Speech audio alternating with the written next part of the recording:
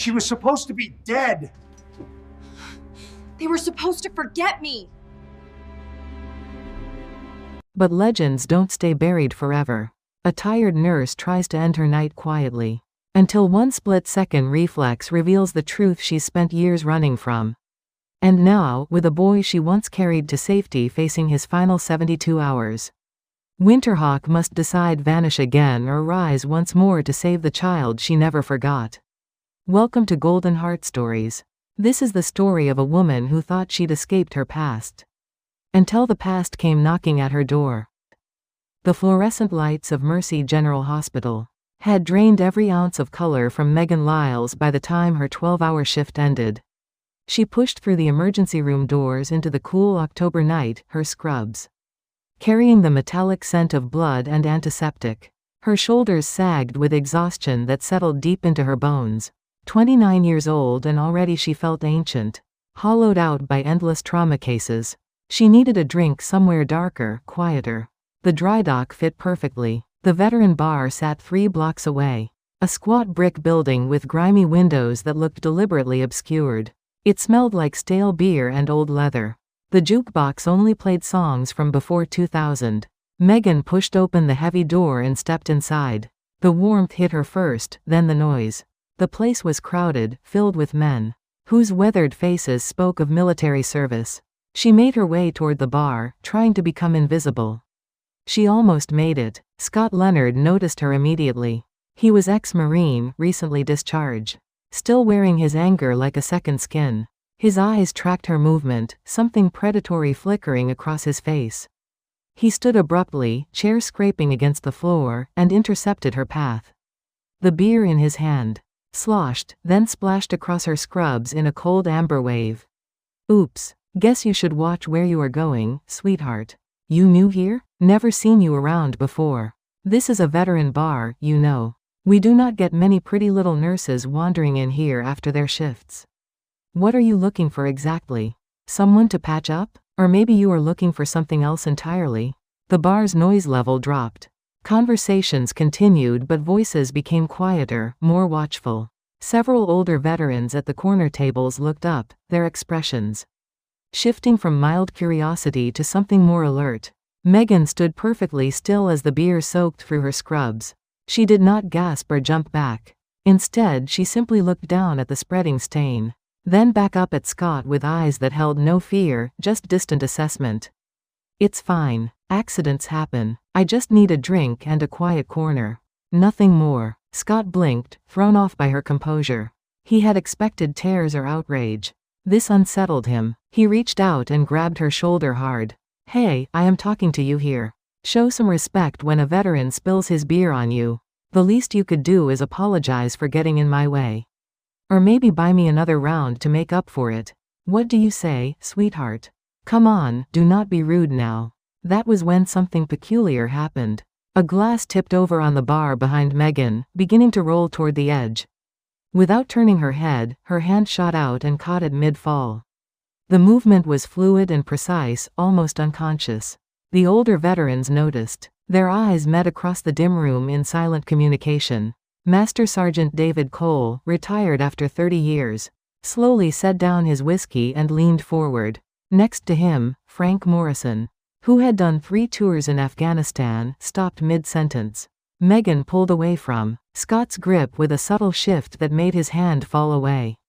She stepped around him and continued toward the bar. The bartender, an old Navy veteran named Thomas, poured her a vodka tonic without being asked. He slid it across the scarred surface and their eyes met. Long shift tonight? 12 hours. 3 gunshot wounds, 2 stabbings. 1 cardiac arrest that we lost on the table. The usual Saturday night chaos. You look like you have seen much worse than that. Am I wrong? Megan wrapped her fingers around the cold glass, her hand perfectly steady. Everyone has seen worse somewhere. That is just life, is it not? You learn to compartmentalize or you break. I chose not to break. Where did you serve? I did not say I served anywhere. You did not have to say it. That move with the glass. The way you handle aggression. That is not civilian training. Behind her, Scott was being pulled back to his table by his friends. Their voices low and cautioning. But the damage was done. The question had been raised. Maybe I just have good reflexes from catching falling medical equipment. Happens all the time in emergency rooms. Thomas studied her for a long moment, then nodded and moved away.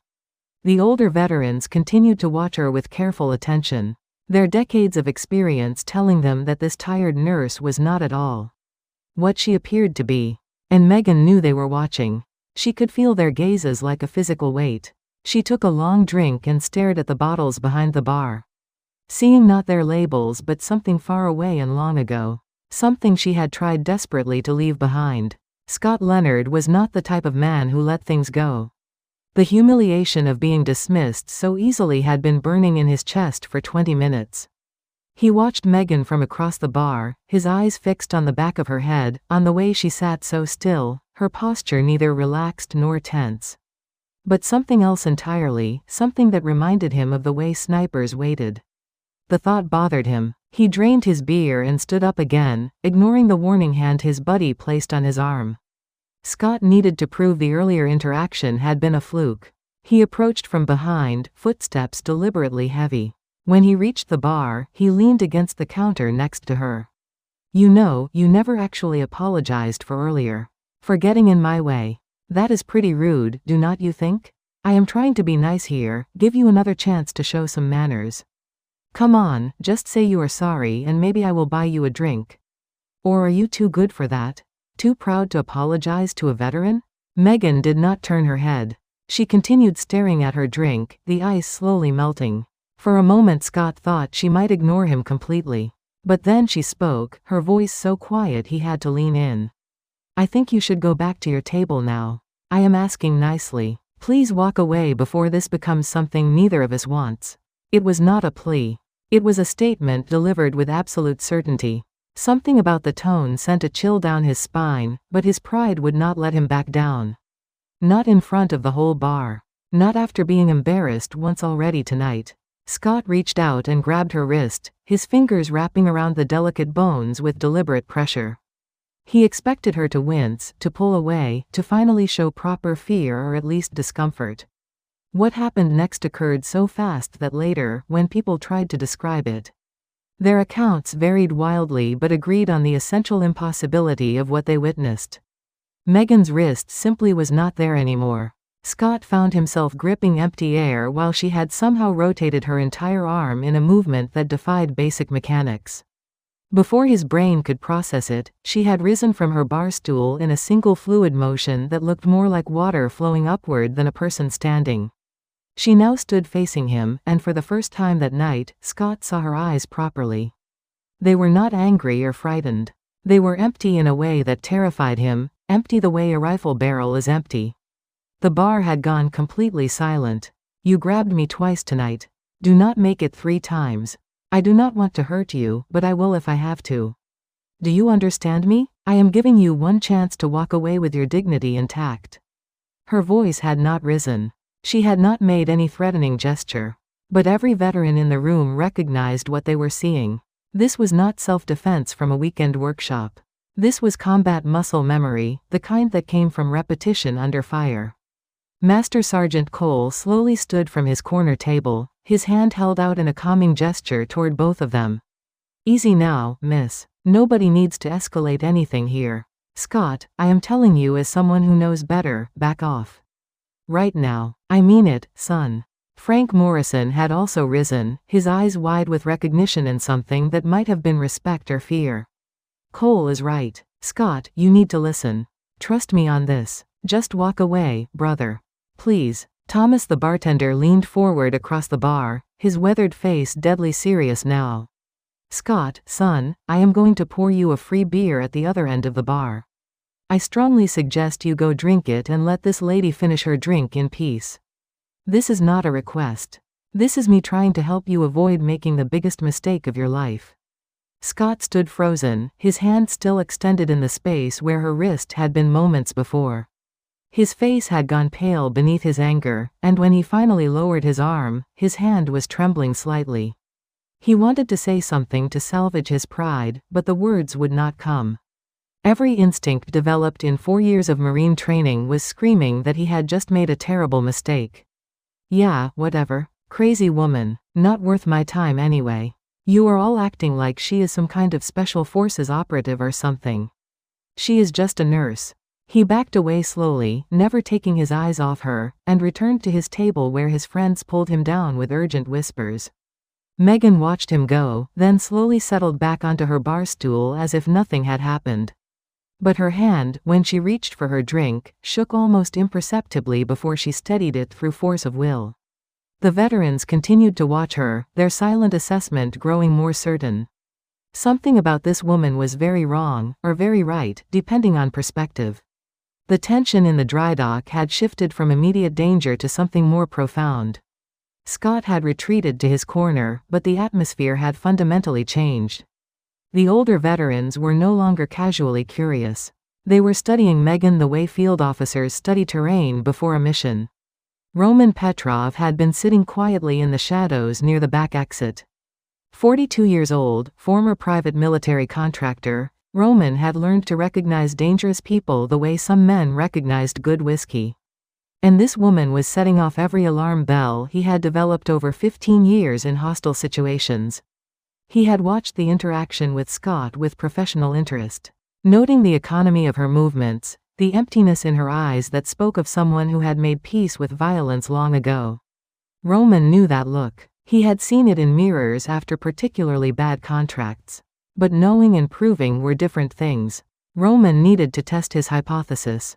So he stood up, drained his vodka, and walked toward the bar with deliberate slowness. Unlike Scott, Roman did not broadcast aggression.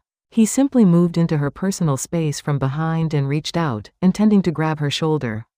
But the grip he used was the kind that immobilized, the kind taught in military combatives programs. His hand never made contact. What happened next was so fast that even Roman barely processed it before he found himself on the floor. Megan had moved like lightning. She had rotated her upper body in a tight arc that brought her elbow up and around in a strike that connected with the pressure point just below his jaw. The blow was perfectly calibrated, hard enough to drop him but controlled enough to avoid serious injury. As he fell, she guided his descent, ensuring he hit the floor without cracking his skull. The entire sequence had taken perhaps 2 seconds. Roman lay on his back, staring up at the ceiling, his head ringing. Above him, Megan stood with her hands already returning to neutral position, her breathing barely elevated.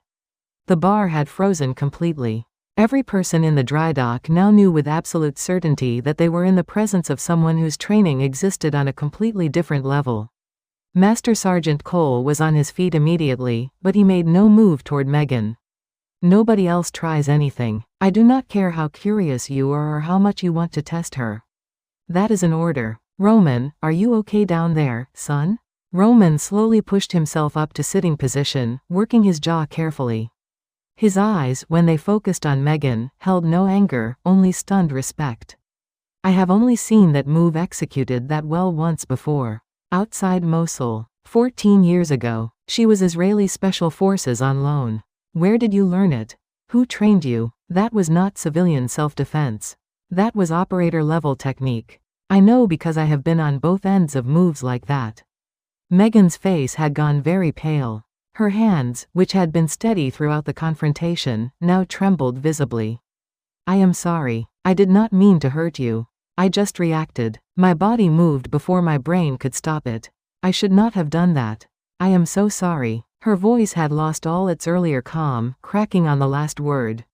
Frank Morrison stepped forward, his hands raised in a non-threatening gesture. Nobody is blaming you, miss. Roman should not have grabbed you. But we need to know who you are. Really. Because that move, what you just did, that is not something people learn for fun. Where did you serve? What unit were you with? Thomas the bartender leaned across the bar, his weathered face now showing concern. You are safe here. Whatever you are running from, whoever you used to be, this is a place for veterans. We understand things that civilians do not. But you need to tell us something. Anything. Because right now every person in this bar is trying to figure out if you are someone we should be worried about or someone who needs help. And I think it might be the second one. Megan took a step backward, then another, her eyes darting toward the exit. The weight of their questions pressed down on her like physical force. She could feel the walls of her carefully constructed civilian life crumbling around her, all the distance she had tried to put between herself and the woman she used to be collapsing in a single evening because she had been unable to suppress reflexes burned into her nervous system through years of training and deployment. She opened her mouth to speak, to offer some explanation or denial, but no words came. Instead, she just stood there, trapped between the past she could not escape and the present she was about to lose. The silence in the dry dock stretched like a taut wire ready to snap. Megan stood frozen near the bar, her chest rising and falling with shallow breaths that betrayed panic she was trying desperately to contain. The veterans had formed an unconscious semicircle, not threatening but inescapable. A wall of expectation that felt more suffocating than any physical restraint. Frank Morrison finally broke the stalemate.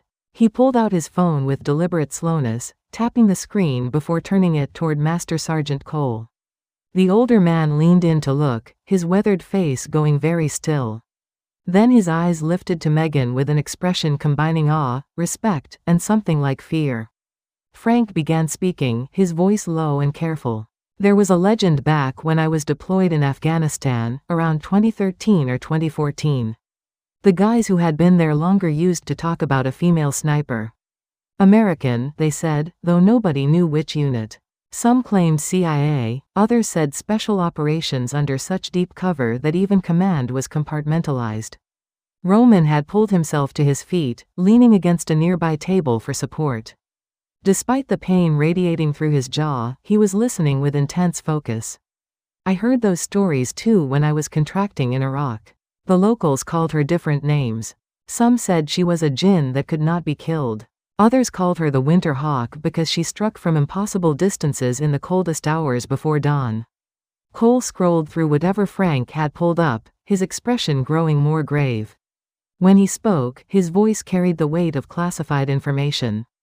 According to this forum thread, there were 14 confirmed high-value eliminations attributed to an unidentified female operator over 18 months. The brass shut down all discussion after some incident went wrong.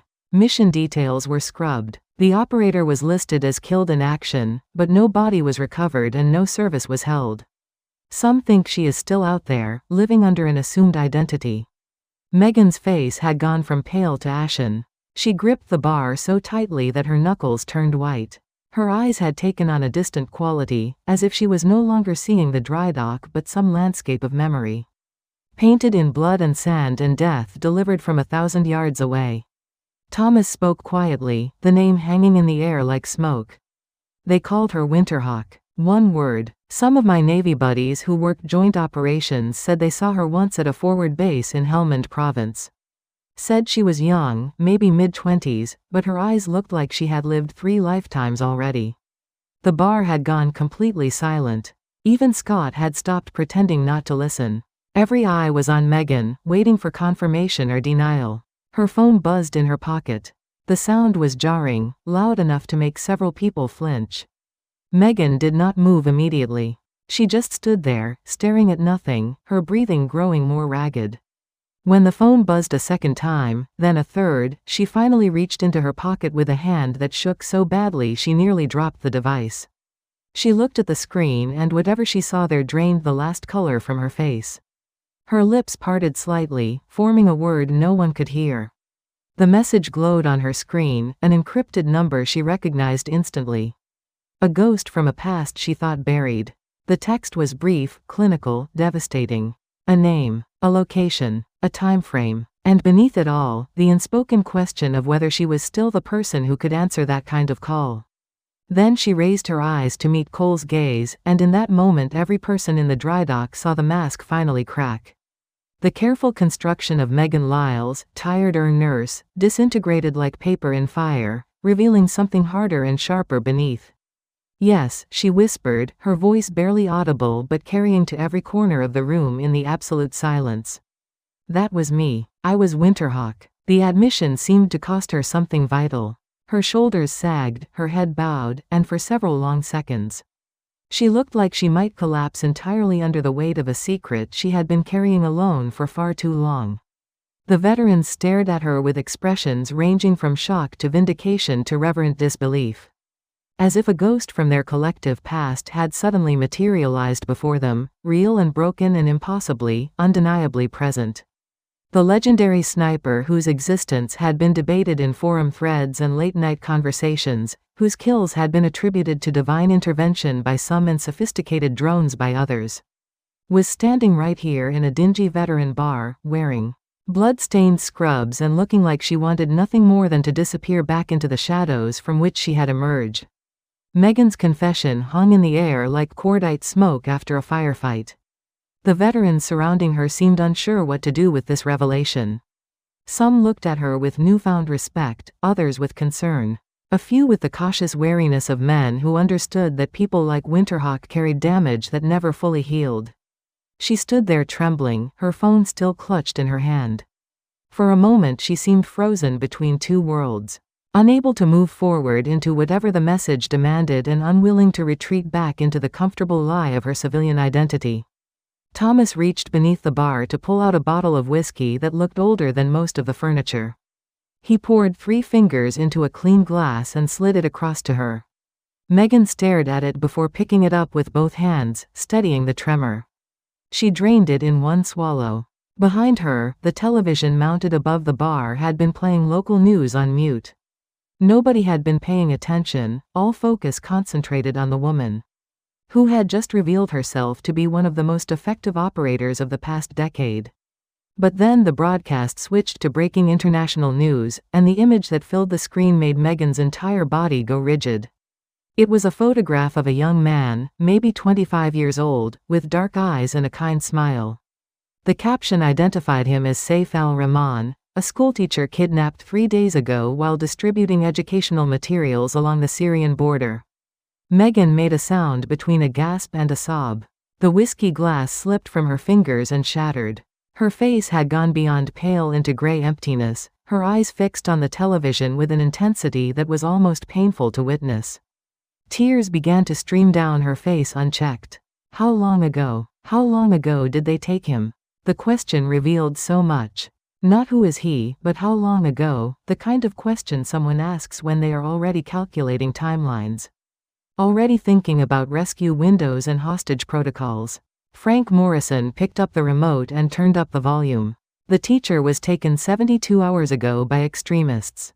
He has been moved multiple times to avoid detection. The group demands release of detained members, with execution scheduled in 72 hours if demands are not met. Megan's knees buckled. She would have collapsed if Roman had not moved quickly to catch her arm. She did not seem to notice. Her entire being was focused on the screen, on that photograph. I carried him. He was just a kid then, maybe 9 years old. There was an attack on his village. I was on Overwatch. But when the shooting started and I saw him trapped in the crossfire, I could not just watch. I went down and carried him 3 miles through hostile territory to safety. Her voice had taken on a distant quality. But the anguish in her eyes was immediate and raw. Cole stepped closer, his voice gentle. When was this? 11 years ago. He was 9. He told me he wanted to be a teacher. He said he wanted to help kids learn to read so they could have better lives. I guess he made it. The bitter irony settled over the room like ash. Thomas leaned across the bar, his face showing deep concern. You saved his life once. That does not mean you are responsible for saving it again. You cannot carry the weight of every person you ever helped. You know that. Megan looked at him with eyes that had seen too much death. I carried him out of hell once. I promised him he would be safe. I told him the good people would win and the bad people would lose. I was 23 years old and I believed it. Now he is being held by the same kind of animals. I was sent to eliminate, and in 72 hours they are going to execute him on camera unless someone does something. Her voice had shifted from broken to something harder, something that sounded like steel being forged in fire. The transformation was visible in her posture, in the way her shoulders straightened and her jaw set. The tears still streamed down her face, but they were no longer tears of helpless grief. They were tears of rage mixed with a terrible clarity of purpose. Every person in the bar recognized the shift, recognized that they were no longer looking at a traumatized nurse trying to escape her past but at something far more dangerous. A weapon that had been dormant but never truly disarmed. And that was now coming back online with all the precision and lethality that had made Winterhawk a legend in the first place. The encoded message on her phone suddenly made terrible sense, not as a summons but as an opportunity. Not as a burden but as permission to become once again the person she had tried so desperately to leave behind. Megan moved toward the exit with sudden purpose, her transformation from broken nurse to operational mindset complete. But she had taken only 3 steps when she realized the veterans had shifted position without seeming to move. They were not blocking her path in any obvious way, but somehow Cole was now standing near the door, Frank had moved to cover the side exit, and Roman had positioned himself between her and the back hallway. It was done so smoothly that it took her a moment to recognize the tactical maneuver. "Let me pass. I need to leave now." Cole held up both hands in a placating gesture, but he did not move. His weathered face showed concern rather than hostility, but there was steel beneath the kindness. "We need to understand what you are planning. You cannot walk out and fly halfway around the world alone. Whatever that message said, you need to slow down and think this through." Megan's hands clenched into fists. The calm she had maintained throughout the evening was fracturing under competing imperatives. Part of her understood that Cole was right, that rushing headlong into a rescue operation without support or intelligence was suicide. But another part, the part that had carried a 9-year-old boy through hell and promised him safety, was screaming that every second she delayed brought safe closer to execution. Her face showed the war happening inside her mind. Her breathing had become rapid and shallow, her eyes darting between the veterans blocking her exits and the television screen still showing Safe's photograph. She was trapped not by physical restraint but by the weight of their questions, their logic, their refusal to let her run into danger without trying to help. "That boy is not just another hostage. He is the reason I left. He is the reason I tried to become someone else." Frank stepped forward, his voice gentle but insistent. "Then help us understand. We are all veterans here. You do not have to carry it alone. But where would you even start? How would you find him?" The questions hit Megan like physical blows because they forced her to confront reality. She had no intelligence network anymore, no satellite imagery, no team to back her up. She was a civilian nurse with combat skills and a decade-old promise, nothing more. The realization seemed to drain something vital from her. "I do not know where to start. But I have to try. I cannot just sit here and watch him die." Thomas came around from behind the bar, moving slowly like someone approaching a spooked animal. He carried a glass of water which he pressed into her hand with the practiced care of someone who understood shock. "Nobody is saying you should do nothing. But maybe you do not have to do it alone. Look around this room. Maybe we can help." Roman nodded, working his jaw gingerly. Despite the pain, there was respect in his eyes and something that looked like recognition of a kindred spirit. "I still have contacts in private security who operate in that region. I can make calls, gather intelligence, find out where they are holding him." Megan looked around the bar at the faces watching her. These men had spent the evening testing her, forcing her to reveal secrets she had guarded for years. But now they were offering something she had not had since she walked away a team. The weight of isolation began to lift slightly, replaced by something she barely recognized as hope mixed with desperate gratitude. "Why would you help me?" Cole's face softened into something that might have been a sad smile. "Because we know what it is like to leave people behind. Every person in this bar carries ghosts. If we have a chance to save one, that matters."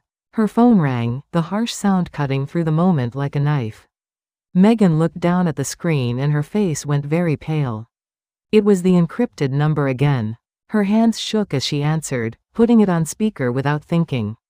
A voice came through, digitally altered but unmistakably authoritative. "Winterhawk, the clock is running. 72 hours becomes 68. Will you answer the call, or will you let him die like you let the others die?" The line went dead. Megan stared at the phone as if it had bitten her. Around her, the veterans had gone very still, their expressions grave. The accusation in that last sentence hung in the air like poison gas. "Like you let the others die." Whatever had happened on her last mission, whatever had driven Winterhawk into hiding and Megan into nursing scrubs. It involved failure and death and guilt that still ate at her years later. And whoever was on the other end of that encrypted number knew exactly how to weaponize that guilt, how to turn her trauma into motivation. How to make her choose between the safety of her new life and the impossible demands of her old one. The silence that followed the phone call was absolute and suffocating. Megan stood frozen, the phone still held in her trembling hand, her face a mask of shock and anguish. The veterans around her exchanged glances, uncertain how to respond. The voice on that call had not been a friend or ally. It had been something far more sinister, something that knew exactly where to press to cause maximum pain. Then Megan's phone rang again. This time she did not hesitate. She answered immediately and put it on speaker. The digitally altered voice came through with something almost amused in its mechanical tone. "You know what we want, Winterhawk. We want you to do what you do best. The boy's location will be sent within the hour. You have 68 hours. Fail, and his blood will be on your hands just like all the others." The name hit every person in the bar like a physical blow. Winterhawk, the legendary sniper whose existence had been debated in forum threads, was real, and she was standing right here among them. "I am not that person anymore. I left that life behind. Did you? Let us be clear. You were the most effective elimination specialist the program ever produced. 14 high-value targets neutralized with 0 collateral damage until the incident in Ghazni province. Do you remember Ghazni, Winterhawk?" The name of that place hit Megan like a punch to the gut. Her face went from pale to ashen, and for a moment it looked like she might collapse. Around her, every veteran had gone absolutely still, barely breathing, listening to a conversation that was revealing far more than any had bargained for. "Do not say that name. 4 civilians dead because of bad intelligence. A family. You put a round through what you thought was a weapons cache. It was a residence. Children died. That is why you ran. That is why you became Megan Lyles, nurse, savior of lives instead of taker of them." Tears were streaming down Megan's face now, her entire body shaking. Cole stepped forward instinctively, his hand reaching out to steady her, but she barely seemed to notice. She was trapped in a nightmare made of memory and guilt, and the voice knew exactly how to keep her there. "Stop. Please stop. We will stop when you agree to the mission. Save Saif al-Rahman. Prove you can still save someone. Or let him die and add another ghost to your collection. The choice is yours, Winterhawk." The line went dead again. This time the silence felt like the silence after an explosion, when dust is still settling. Megan slowly lowered the phone, her movements mechanical, as if her body was operating on autopilot while her mind tried to process what had just happened. Then she lifted her head and looked around the bar at all the faces staring at her. When she spoke, her voice was flat and dead. "Yes, that was me. I was Winterhawk. Everything that voice said is true. I killed a family in Ghazni province. 4 people, 2 adults and 2 children. I was told it was a weapons depot. I took the shot from 1900 meters. Perfect conditions, perfect execution, wrong target. They faked my death, gave me a new identity. I chose nursing because I thought maybe I could save enough lives to balance out the ones I took. But you cannot balance that kind of debt." The admission seemed to cost her everything. Her shoulders sagged, her head bowed, and she looked like she wanted to disappear into the floor. The veterans stared at her with expressions ranging from shock to sympathy to deep, aching understanding. Every person in that room had made mistakes, had followed bad orders, had done things they regretted. But the specificity of Megan's confession made it real in a way that abstract discussions never could. Cole was the first to speak, his voice gentle but firm. "War makes monsters of good people. You were given bad intelligence and you followed orders. That does not make you a murderer. It makes me responsible. The bullet came from my rifle. That is a fact no amount of forgiveness can change." Frank Morrison stepped forward, his face showing the kind of pain that comes from recognition. "Then use that responsibility. Save this kid. Give yourself a chance at redemption instead of just penance."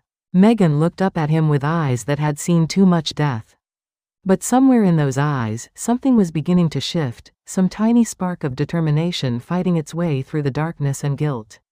The transformation in Megan's eyes was gradual, like watching dawn break over a battlefield, light pushing back darkness until terrain became visible. She stood in the middle of the dry dock, surrounded by veterans who had forced her to confront her past, and something fundamental shifted.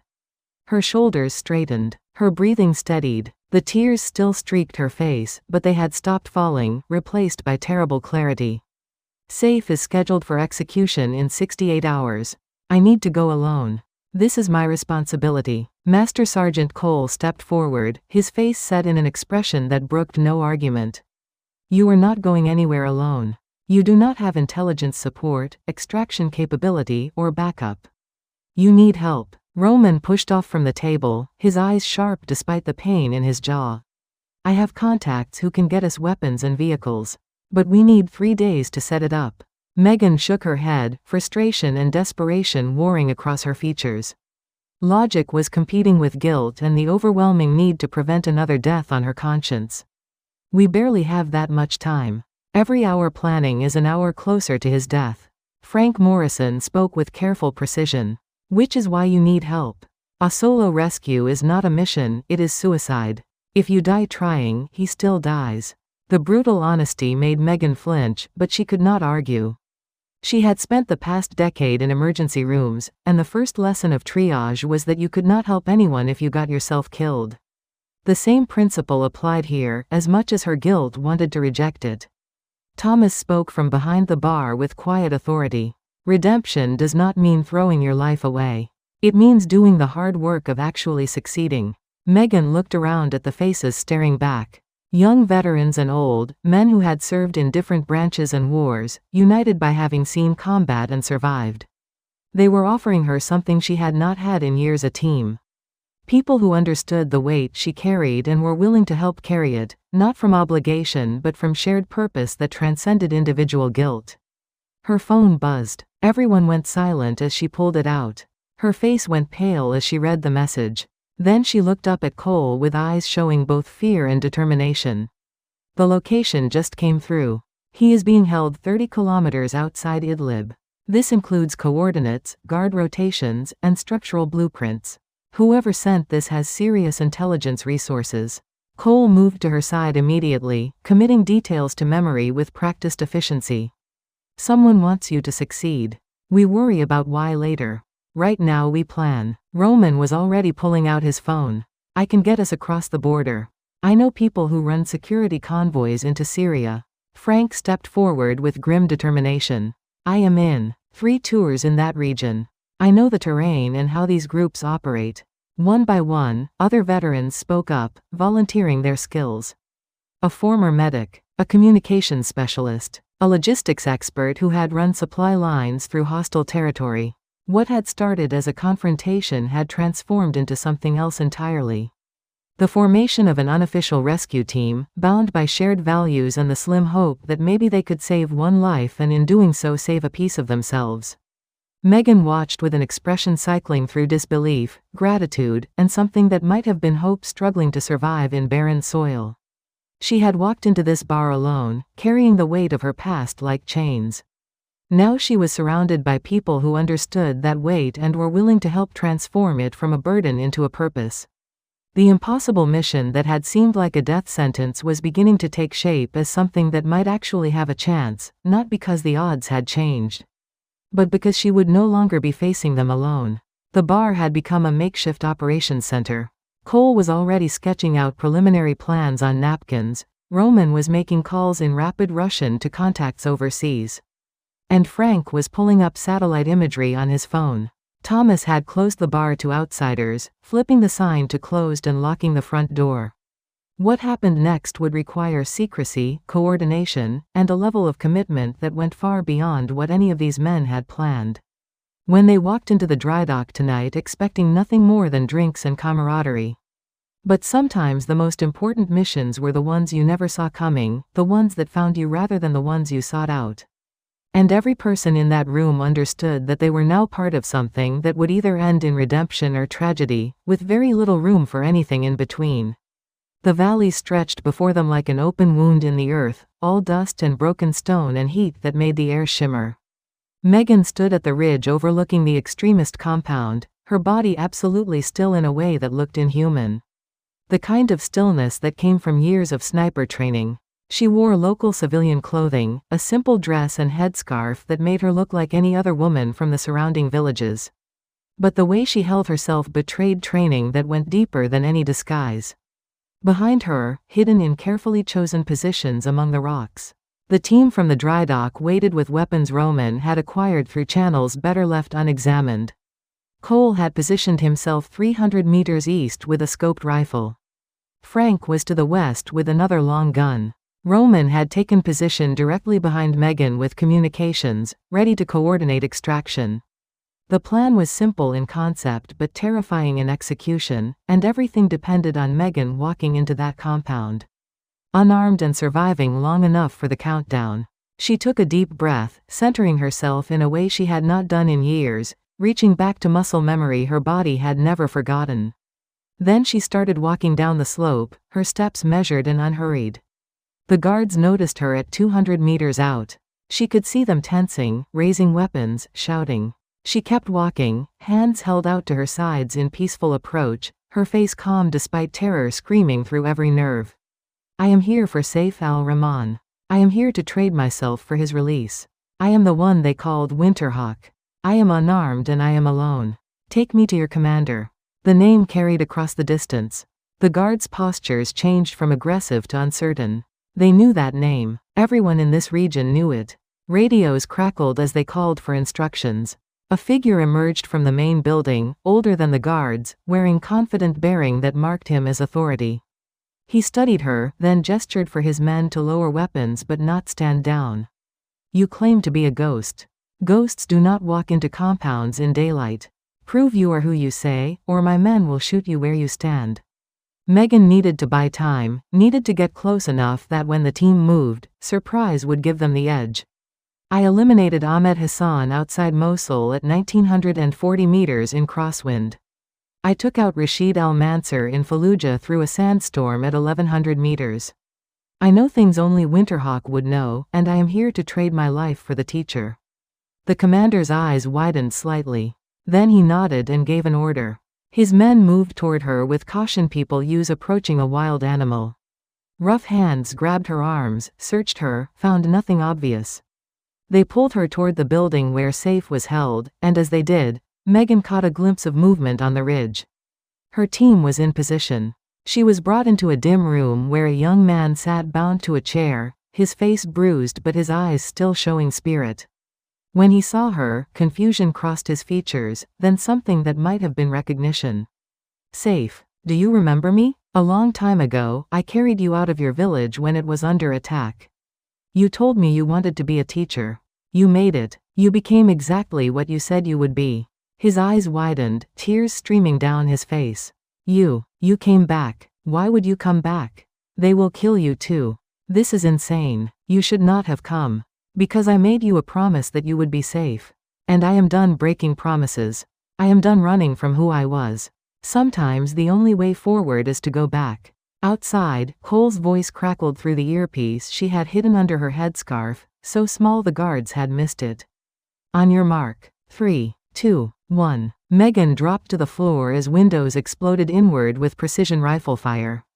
The guards watching her went down before they could process what was happening.